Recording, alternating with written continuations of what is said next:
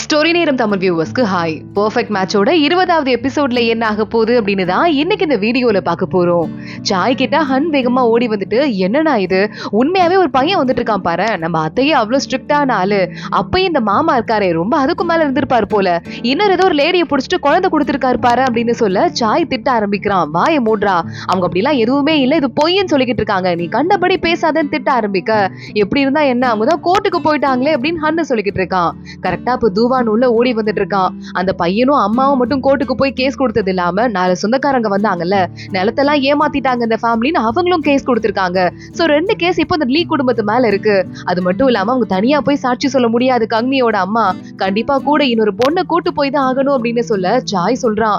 அப்ப கண்டிப்பா வந்துட்டு பொண்ணுங்களை கோர்ட்டு கூட்டு போனா ரொம்ப கேஸ் சீரியஸ் ஆயிடும், என்ன பண்றது அப்படின்னு யோசிக்க ஆரம்பிக்கிறான். இங்க நம்ம கங்னியோட அம்மா தலைவலியில பயங்கரமா உட்கார்ந்துட்டு இருக்க. யாராவது ஒரு வேலை அப்பாக்கு இன்னொரு குழந்தை ஏதோ இருக்குமோ, நோட்ஸ் இருக்கான்னு பாக்குறேன் அப்படின்னு ஓடி தேடிக்கிட்டு இருக்கா. அவங்க அம்மா திட்ட ஆரம்பிக்கிறாங்க. ஏண்டி உன் அப்பாவே நம்ப மாட்டேன், என்னை நம்ப மாட்டியா, உன் அப்பா அந்த மாதிரி ஆள் கிடையாதுரி, அவருக்கு உடம்பு முடியாம போனதுக்கு அப்புறமா மூச்சு கூட சரியா விட முடியாம இருந்தாரு, நான் தான் பாத்துக்கிட்டேன், அவர் மேல போய் அப்படி ஒரு பழிய போடுறாங்க, நீயும் போய் தேடுறியே அப்படின்னு கேட்டுட்டு இருக்க. உடனே ஃபூஹி அங்க வந்துடுறா. அம்மா டென்ஷன் ஆகாதீங்கம்மா, நம்ம பாத்துக்கலாம் அப்படின்னு சொல்லிக்கிட்டு இருக்கா. கோர்ட்டுக்கு யாராவது கூட்டு போய் தான் ஆகணுமா அம்மா அப்படின்னு கங்னி சொல்ல, அப்பா போயிட்டாரு, உன் அண்ணனும் போயிட்டான், பொம்பளை பிள்ளைய கூட்டிட்டு நான் கோர்ட்டுக்கு போக வேண்டிய நிலைமை வந்துருச்சு அப்படின்னு சொல்லிட்டு அவங்க அம்மா ஃபீல் பண்றாங்க. ஓடி அங்க வரா. நான் போறேம்மா கோர்ட்டுக்கு உன் கூட, 2 பேருமா சேர்ந்து இந்த கேஸ ஒரு வழி பாத்துட்டு வரலாம், கவலைப்படாம இருமா, நான் அந்த குடும்பத்தோட பொண்ணு தானே அப்படின்னு சொல்ல, அதிசயமா ஓடி இன்னைக்குதான் வந்து தைரியமா ஒரு முடிவு எடுத்திருக்கா. சோ சீக்கிரமா போய் மாமாங்களெல்லாம் கூட்டு வா, இவளுக்கு கொஞ்சமா அட்வைஸ் பண்ணிட்டு டிப்ஸ் கொடுக்கட்டும் அப்படின்னு சொல்ல, உடனே அங்க இருந்து ஹீஷா ஓடி போயிட்டு இருக்கா. அடுத்த நாள் கோர்ட்ல கேஸ் ஆரம்பிக்குது. ஹோடியும் அம்மாவும் போயிருக்காங்க. அங்க ஷென்னு முன்னாடிதான் கேஸே வந்துட்டு நடக்க ஆரம்பிக்குது.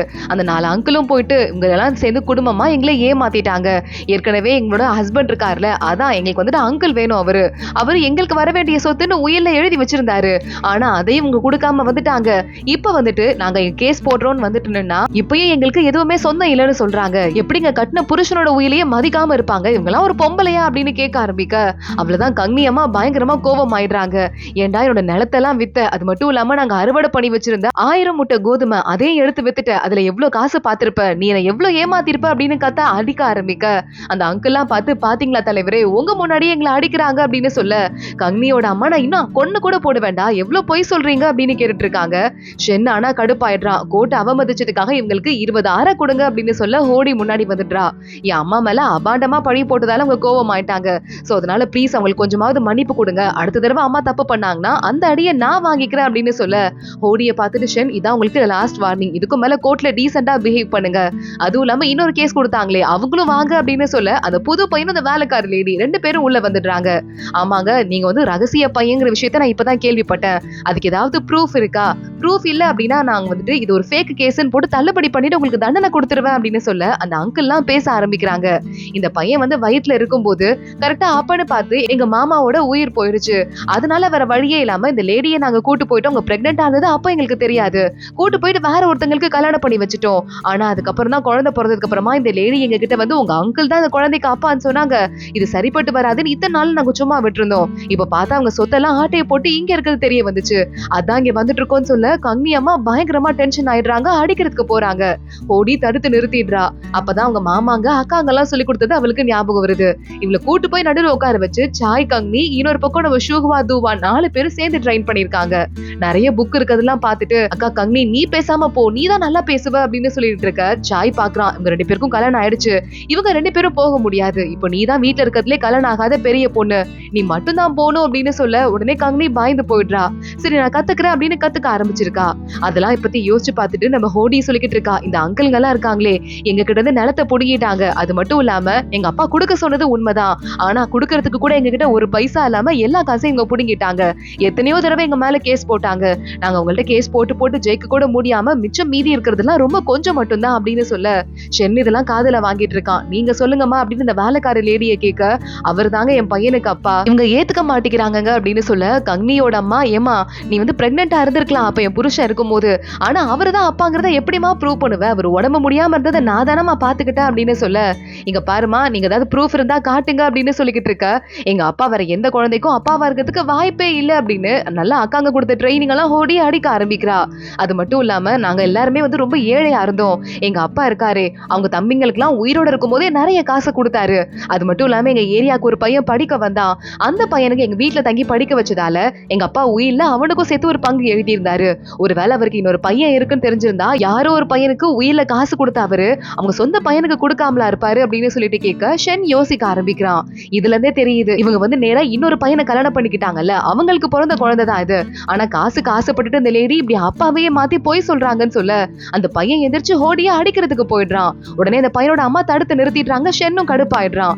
ஹோடி இந்த பையனோட கையை பிடிச்சிட்டு எங்க அப்பாவோட ஜெனரேஷன்ல எல்லாருக்குமே ஆம்பளை பிள்ளைங்களுக்கு சுண்டு வர லேசா வளைஞ்சுதான் இருக்கும், பரம்பரையா அப்படி இருக்கு, இந்த பையனுக்கு ஆனா நேரா இருக்கு அப்படின்னு சொல்லிட்டு இதை வச்சு நீங்க தீர்ப்பு கொடுங்க அப்படின்னு ஷென்னோட கால்ல விழுந்து கேட்க உடனே என்னங்க அந்த பொண்ணு சொல்றது உண்மையா, எங்களை கூட்டு வந்துட்டு உண்மையை விசாரிக்கணும் அப்படின்னா டார்ச்சர் பண்ணி தான் ஆகணும் போல, இந்த லேடி கையில இந்த பையன் கையில இருக்கிற வரலையும் உடைச்சு விடுங்க அப்படின்னு அதுக்கான ஆயுதத்தை கொண்டு வர அந்த லேடி டக்குன்னு கால்ல விழுந்துடுறா. என் பையனை விட்டுருங்க, இந்த 4 பேர் பின்னாடி இருக்காங்கல்ல அவங்கதான் உங்களுக்கு காசு வேணும்னா நாங்க சொல்றதெல்லாம் கேளுங்க, அப்பா பேரை மாத்தி பிள்ளைய நடிக்க வைங்க அப்படின்னு சொன்னாங்க, அதனாலதான் நான் வந்தேன் அப்படின்னு உண்மையை ஒத்துக்க ஷென்னு செம்மையா கடுப்பாயிடுறான். எவ்வளவு கேவலமான குடும்பம் நீங்க, இத்தனை நாளா எவ்வளவு சொத்து இவங்க கிட்ட இருந்து திருடி வச்சிருந்தீங்களோ அது அத்தனை சொத்து இப்ப இந்த குடும்பத்துக்கிட்ட நீங்க திரும்ப கொடுக்கணும், அது மட்டும் இல்லாம உங்க எல்லாருக்குமே 40 கசையடி காத்துட்டு இருக்கு, அதை வாங்கிட்டு அதுக்கப்புறமா சொத்தெல்லாம் கொடுத்துட்டு இந்த ஊரை விட்டு கிளம்பி போங்க அப்படின்னு தீர்ப்பு கொடுத்துட்டு அங்க இருந்து ஷென்னு கிளம்ப ஆரம்பிக்க ஹோடி பார்த்து கம்ப்ளீட்டா மயங்கிடுறா. இப்படியும் ஒரு பையனா, மனசுலதான் கல்லு மாதிரி இருக்கு அப்படின்னா கூட ஆனா உண்மையாவே நல்ல மனசு இருக்கும் போலயே அப்படின்னு சொல்லிட்டு சிலுத்து போய்கிட்டு இருக்கா.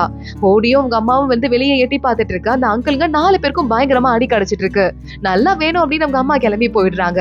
ஹோடி நேரா போயிட்டு தலையில புது ஹேர் பின் எல்லாம் வச்சு மேக்கப் பண்ணிக்கிட்டு இருக்கா. அங்க லீஷா இந்த ஹேர் பின் எனக்கு பிடிச்சிருக்காக்கா நான் எடுத்துக்கிறேன்னு சொல்ல ஹோடி எனக்கு தான் வேணும், மாப்பிள்ள பார்க்க வரும்போது எனக்கு வேணும்னு சொல்ல உனக்கு இன்னும் மாப்பிள்ள பார்க்கவே ஆரம்பிக்கல, அதுக்குள்ள என்ன அவசரம் அப்படின்னு கேட்டு 2 பேரும் அடிச்சுக்கிறாங்க. அங்க அம்மா வந்துடுறாங்க. ஏண்டி இப்படி அடிச்சுக்கிறீங்கன்னு சொல்ல எல்லாரையும் ஹைட்டா பெத்தல்ல என்ன மட்டும் ஏமா குள்ளமா பெத்த அப்படின்னு கத்திட்டு ஹோடி அங்க இருந்து உள்ள போயிடுறா. இவளுக்கு என்னடி ஆச்சு, அழக பத்தி இவ்வளவு கவலைப்படுறா அப்படின்னு அம்மா ஒன்னும் புரியாம திருன்னு முழிக்க ஆரம்பிக்கிறாங்க. இங்க இன்னொரு பக்கம் நேரா நம்ம தூவான் இருக்கானே, சௌ பொண்ணு எங்கயோ வேலைக்கார லேடியா அடிமையா வித்துட்டு இருக்காங்க அப்படின்னு அவளை காப்பாத்தி வாங்கிட்டு மறுபடியும் ஷூஹுவா கிட்ட கூட்டு வந்துடுறான். ஷூஹுவா பார்த்துட்டு இனிமே நீ இங்கே இரு, எங்கேயுமே போக வேண்டாம் அப்படின்னு அவளை வேலைக்கார பொண்ணோட அனுப்பி வைக்க உடனே அவகிட்ட நம்ம தூவான் உனக்காக நான் எவ்வளவு பேர் பார்த்து பண்ணிருக்கேன் பார்த்தல, உன் மனசு கஷ்டப்படக்கூடாதுன்னு அந்த பொண்ணை கூட்டு வந்தேன் அப்படின்னு சொல்ல ஷூஹுவா உடனே நம்மளே வீடு மாற போறோம், இந்த முக்கியமான நேரத்துல இதெல்லாம் கூட உங்களுக்கு ஞாபகம் இருக்கா அப்படின்னு கேட்க வீடு மாற போறோமா, உனக்கு உன் அம்மா வீட்டு பக்கத்துல இருக்கிறதா ரொம்ப பிடிக்கும்னு எனக்கு தெரியும், சோ அதனால வீடு மாறுற பிளான நான் தள்ளி வச்சுட்டேன், நம்ம இங்கதானே கல்யாணம் பண்ணிக்கிட்டோம், இங்கே ஜாலியா இருக்கலாம், இந்த வீடு ஆனா நான் உன் பேர்ல மாத்திட்டேன், இந்தா பத்திரம், இனிமே உன் அம்மா வீடு கிடையாது ஓ வீடு அப்படின்னு சொல்ல கொஞ்சமா ஷூஹுவா இமோஷனல் ஆயிடுறா.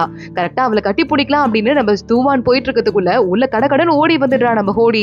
அக்கா பாருக்கா எல்லாரும் சேர்ந்து பயங்கரமா புள்ளி பண்றாங்க அப்படின்னு கத்தி அழுதுட்டு இருக்கா. உடனே நம்ம ஷூஹுவா பாக்குறா, உனக்கு ஒரு கல்யாணம் ஆயிடுச்சுன்னு வச்சுக்க யாரும் புள்ளி பண்ண மாட்டாங்கன்னு சொல்ல பக்கத்துலயே தூவான் இருந்துட்டு பாரு எனக்கு இப்ப நிறைய தெரிஞ்ச பசங்க இருக்காங்க, என்ன மாதிரி மாப்பிள்ள வேணும்னு கேளு, நான் உனக்கு பார்த்து பிக்ஸ் பண்ணி விட்டேன்னு சொல்ல மாமா உங்களால முடியும் தான் நினைக்கிறேன், உங்களுக்கு தெரிஞ்ச ஆள் தான் அப்படின்னு நம்ம ஹோடி மனசுக்குள்ள இருக்கத சொல்ல ஆரம்பிச்சிடுறா. எனக்கு பிடிச்ச ஆளு வேற யாரும் கிடையாது, அந்த ஷென் இருக்காருல அவர் தான் அப்படின்னு. ஷென்னா அந்த இரும்பு இதயம் இருக்கிற ஆளா அப்படின்னு ஒரு பக்கம் தூவானே ஷாக் ஆயிடுறான். இன்னொரு பக்கம் நம்ம ஷென்னோட அப்பா ஷென்னை கூப்பிடுறாரு, உன் வயசு இருக்கிற பசங்க எல்லாம் குழந்தை குட்டியோட சந்தோஷமா இருக்காங்க, நீ இன்னும் இந்த மாதிரி சிங்கிளா சுத்திக்கிட்டு இருக்க, உன் வயசுல சிங்கிளா சுத்துற ஒரே ஆள் நீ தான், பாட்டி கொண்டால உடம்பு சரியில்லாம போயிடுச்சு, இத்தனை நாள் வீட்டுக்கு வராது, நீ பாட்டியை பாக்கிறதுக்காக வந்திருக்க, அவங்க உடம்பு சரியில்லாம போனதுக்கு காரணமே நீ தான், எல்லா பொண்ணுங்களையும் பார்த்தாச்சு எல்லா பொண்ணுங்களையும் ரிஜெக்ட் பண்ணிட்ட, இப்ப இந்த பொண்ணுங்க எல்லாம் உன்னை பார்த்தாலே பயப்படுறாங்க, அதுவும் இல்லாம உனக்கு பார்த்த பொண்ணுங்களுக்கு எல்லாம் கல்யாணம் ஆகி குழந்தையும் இருக்குன்னு சொல்ல அப்பா இங்க பாருங்க எனக்கு கல்யாணம் பண்ணிக்கிறதுல இஷ்டம் இல்ல, நான் கல்யாணம் பண்ணிக்க மாட்டேன், என்ன ஆளை விடுங்க அப்படின்னு அங்க இருந்து கிளம்பி போறான். என்ன பொண்ணுங்கன்னா என்ன புலியா அவங்களோட குலவா போறாங்க, கல்யாணம் பண்ணிக்கிட்டா என்ன நம்ம அப்பா கேட்க முடியாது அப்படின்னு மறுபடியும் அவன் கிளம்பிடுறான். உள்ள பாட்டி உடம்பு சரியில்லாத மாதிரி ஒரு ஆக்டிங் தான் போட்டிருக்காங்க. அவங்க அப்பா போறாரு, முடியாதுன்னு சொல்லிட்டான்னு சொல்ல என்ன இவன் இப்படி பண்ணிக்கிட்டு இருக்கான், இப்படியே இருந்துட்டு இருந்தா சரிப்பட்டு வராது, போர்ஸ் பண்ணி கல்யாணம் பண்ணி வச்சிட வேண்டியதான், ஏதாவது சம்பந்தம் வந்திருக்கான்னு பாரு அப்படின்னு சொல்ல லீ ஃபேமிலில இருந்து கேட்டு விட்டுருக்காங்க அப்படின்னு நம்ம ஹோடிய பத்தி தகவல் வருது. பரவாயில்லையே ரொம்ப நல்ல சம்பந்தம் தான், நல்ல குடும்பம் தான், அந்த குடும்பத்துல இருக்கிற மாப்பிள்ளைங்க எல்லாம் பெரிய பெரிய ஆளுங்களா தான் இருக்காங்க, அதுவும் இல்லாம இந்த பையன் சொன்னா கேட்க மாட்டான், இவனுக்கே தெரியாம நம்ம கல்யாணம் பண்ணி வச்சுட்டோம்னா என்ன பண்றாங்கிறத நானும் பாத்துட்டேன் அப்படின்னு எனக்கு உடம்பு சரியில்லைல்ல அந்த காரணத்தை சொல்லி கிராண்டா கல்யாணம் பண்ண முடியாது, பொண்ணை வீட்டுக்கு அனுப்பி வைக்க மட்டும் சொல்லு, நம்ம இங்க கல்யாண சடங்கெல்லாம் பண்ணிக்கிறோம்னு சொல்லு அப்படின்னு அந்த அம்மா பாட்டி சொல்லி விட்டுற. அப்படியே சொல்ற மனுஷனோட அப்பாவும் கிளம்பிடுறாரு. ஆரம்பிச்சிடுறாரு. இன்னொரு பக்கம் ஹோடியோட வீட்டுல என்ன பண்றது, அந்த பையனுக்கு போய் நம்ம பொண்ணு கேட்டிருக்கோம், அந்த பையன் யாருமே கல்யாணம் பண்ணிக்க மாட்டேன்னு ஸ்ட்ரிக்டா சொல்லிட்டானா. இப்ப அந்த மேட்ச் மேக்கர் வந்து நோ சொல்ல போறாங்க. இப்ப நம்ம எல்லாருமே அவமானப்பட போறோம், அசிங்கப்பட போறோம் அப்படின்னு சொல்லிட்டு கங்னியோட அம்மா ஃபீல் பண்ணிட்டு இருக்க மேட்ச் மேக்கர் லேடி வராங்க. கல்யாணத்துக்கு சம்மதம் சொல்லிட்டாங்க, உங்க பொண்ணுக்கும். அது மட்டும் இல்லாம அதான் அந்த பெரிய ஆளு அவர் இருக்காரு ஷென், அவருக்கும் கல்யாணம்னு சொல்ல கங்னியோட அம்மாவால நம்பவே முடியல.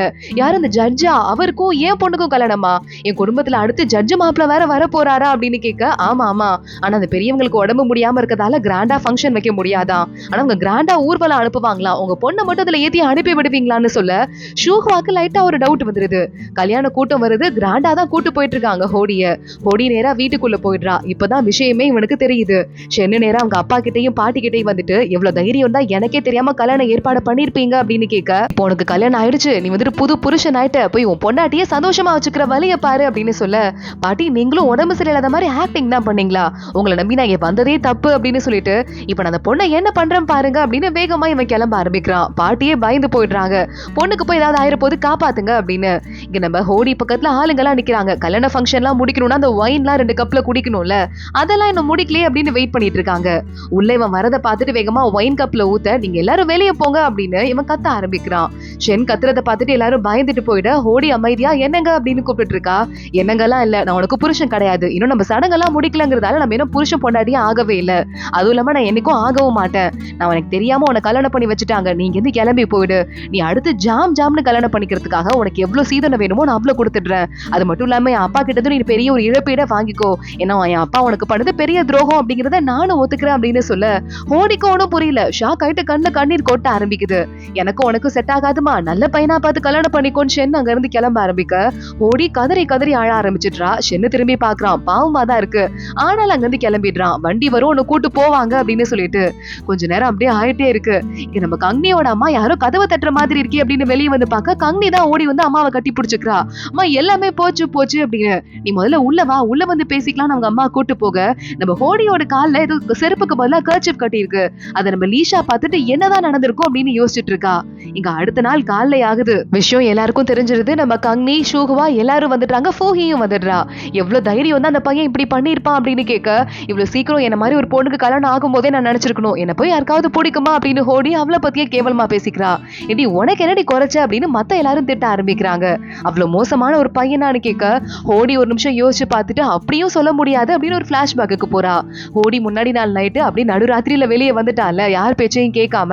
அப்ப பார்த்தா பின்னாடியே ஃபாலோ பண்ணிட்டு வந்துட்டு இருக்கான் ஷென்னு. இவ ஒரு கால்ல செருப்பு கூட இல்லாம ஓடி வந்துட்டு இருக்கா. ஷென் அவளை பார்த்துட்டு வண்டி வரும்னு சொன்னல, எதுக்காக இப்படி ஓடி வர அப்படின்னு கேட்டு, அவ கால்ல செருப்பு இல்லாம அப்படி நடுங்குற குளிர்ல வந்துட்டு இருக்காளேன்னு ஒரு கர்ச்சிஃப் எடுத்து அவ கால்ல கட்டி விட்டு, இப்ப போ அப்படின்னு சொல்லிட்டு போய் வண்டியில ஏறு, உன்னை பத்திரமா வீட்டுல விடுற அப்படின்னு சொல்லியிருக்கான். இதை யோசிச்சு பார்த்துட்டு, இங்க பாரு, நான் வந்துட்டு ஷூஹ்வா அளவுக்கு எனக்கு ரொம்ப நல்லா வாய் பேசவோ இல்ல படிக்கவோ வராது, கங்னி அளவுக்கு நல்ல திறமையும் கிடையாது, எனக்கு இந்த மாதிரி ஒரு வாய்ப்பே கிடைக்காது கல்யாணம் பண்ணிக்கிறதுக்கு நினைச்சேன், ஆனா எனக்கு நீ கல்யாணம் நான் நினைச்சு கூட பாக்கல, ஆனா அந்த பையன் இப்படியானப்பட்ட பையன் ஆயிட்டான், அதனால என் வாழ்க்கையில என்னோட பேக்கு போயிட்டேன்னு தோணுது, லீஷா இருக்காளே அவளுக்கு இருக்கிற திறமை கூட எனக்கு இருக்காதுன்னு எனக்கு முன்னாடியே தெரியும்னு ஹோடி அழ ஆரம்பிக்க, என்னை பத்தி புகழ்ந்து பேசியிருக்க, ஆனா அந்த பையன் கண்டிப்பா உன் கூட நல்லா வாழுவாங்கிற நம்பிக்கை எனக்கு இருக்கு அப்படின்னு லீஷா சொல்றா. எல்லாரும் அதையும் சொல்லிக்கிட்டு இருக்காங்க. இங்க கரெக்டா அடுத்த நாள் பொண்ணு வருவா. வந்து இந்த மாமியாருக்கு செய்ய வேண்டிய இந்த காஃபி எல்லாம் கொடுப்பாங்கல்ல புது பொண்ணு, அதை கொடுப்பான்னு பாட்டியும் அப்பாவும் ஷென்னோட பாட்டியும் அப்பாவும் உட்காந்துட்டு இருக்க. ஷென்னு உள்ள வரான். நேத்தே இந்த பொண்ணை நான் வீட்டுக்கு அனுப்பிட்டேன், யாரும் வர மாட்டாங்கன்னு சொல்ல, பாட்டிக்கு இந்த தடவை நிஜமாவே மயக்கம் வந்துருது. மயங்கி கீழே விழுந்துட்டு இருக்காங்க. கரெக்டா அப்ப நம்ம ஹோடி உள்ள வரா. வணக்கம் அத்தை அப்படின்னு சொல்லிட்டு ஒரு வணக்கத்தை போட்டுட்டு இருக்கா. நீ வீட்டுக்கு போலையாமா அப்படின்னு பாட்டி கேட்க, என் ஹஸ்பண்ட் அப்படி சொன்னாரு, ஆனா உங்ககிட்ட சொல்லாம நான் எப்படி போக முடியும்னு சொல்ல, வாச்சல்லும் வந்து பக்கத்துல உட்காருன்னு பாட்டி பார்த்துட்டு, என்ன ஒரு அழகான முகம், இப்படி ஒரு மருமக தான் எனக்கு வேணும், இதுக்கும் மேல எனக்கு மருந்தெல்லாம் எதுவும் வேண்டாம், எனக்கு சத்தியமா உடம்பு சரியாயிடுச்சு, என் மருமக கிட்ட பார்த்து நடந்துக்கிற வேலையை மட்டும் பாரு அப்படின்னு திரும்பி பயங்கரமா திட்ட ஆரம்பிச்சிடுறாங்க இவனை. ஷென் அவளை கூட்டிட்டு வெளியே வரான். நான் சொல்றதை கேட்க மாட்டியா அப்படின்னு கேட்க, இங்க பாருங்க, உடனே நான் கல்யாணம் அடுத்த நாளே கிளம்பி வெளியே போயிட்டா என் பேரு கெட்டு போயிடும், அசிங்கமாயிடும், 2வது கல்யாணம் கூட என்னால பண்ணிக்க முடியாதுன்னு சொல்ல, சரி உனக்கு 1 வருஷம் டைம் கொடுக்குறேன், அது வரைய நீ யாரோ நான் யாரோ ரூம்மேட் மாதிரி இருந்துடலாம், அதுக்கப்புறமா கிளம்பி இங்க இருந்து ஓடி போயிடணும், நீ என் கூட இருக்க கூடாதுன்னு சொல்ல, எத்தனை நாளைக்கு நீ இவ்வளவு ஸ்ட்ரிக்டா இருக்க நானும் பாக்குறேன் அப்படின்னு ஹோடி சொல்லிக்கிட்டு இருக்கா. அன்னைக்கு நைட் ஆகுது. ஹோடி ரூம்ல உட்காந்துட்டு இருக்கா. இன்னைக்கு வரமாட்டாரு நம்ம ஷென் அப்படின்னு சொல்ல, பரவாயில்ல நான் இங்க தூங்கிக்கிறேன் அப்படின்னு ஹோடி சொல்லிடுறா. அங்க இருக்கிற வேலைக்காரங்க எல்லாம் கிளம்புறாங்க. ஒரே ஒரு வேலைக்கார பொண்ணு மட்டும் அங்க நிக்கிறா. இவங்க எல்லாம் போனதுக்கு அப்புறமா திரும்பி வரா. பார்த்தா அது வேற யாரும் இல்ல, நம்மளோட லீஷா தான் அங்க வந்துட்டு இருக்கா. அக்கா உனக்கு ஹெல்ப் பண்றதுக்கு பாத்தியா, நான் வேலைக்கார பொண்ணு வேஷம் எல்லாம் போட்டு வந்துட்டு இருக்கேன், எல்லாமே மாறிடுச்சு அப்படின்னு சொல்ல உடனே ஹோடியும் லீஷாவும் பெட்ல படுக்கிறாங்க. எப்பவுமே நான் உன் கூட தூங்குவேன், இன்னைக்கும் நான் தான் உன் கூட தூங்குறேன், எனக்கு எதுவும் மாறின மாதிரி தெரியல அப்படின்னு ஹோடி சொல்ல, ஐயோ ரொம்ப டயர்டா இருக்குன்னு லீஷா அவ மேல கை காலை போட்டு படுத்து தூங்க ஆரம்பிக்கிறா. அது கியூட்டான சீனோட தான் இந்த எபிசோட் முடியுது. இந்த காதல் ஜோடி என்னாக போது, எப்படி ஒண்ணு சேர போறாங்க, தொடர்ந்து பார்க்கலாம். இந்த வீடியோவை லைக் பண்ணிக்கோங்க, மறக்காம நம்ம சேனலுக்கு சப்ஸ்கிரைப் பண்ணிட்டு பெல் ஐகானையும் கிளிக் பண்ணிக்கோங்க. அடுத்த வீடியோல பார்க்கலாம். அது வரைய பாய்.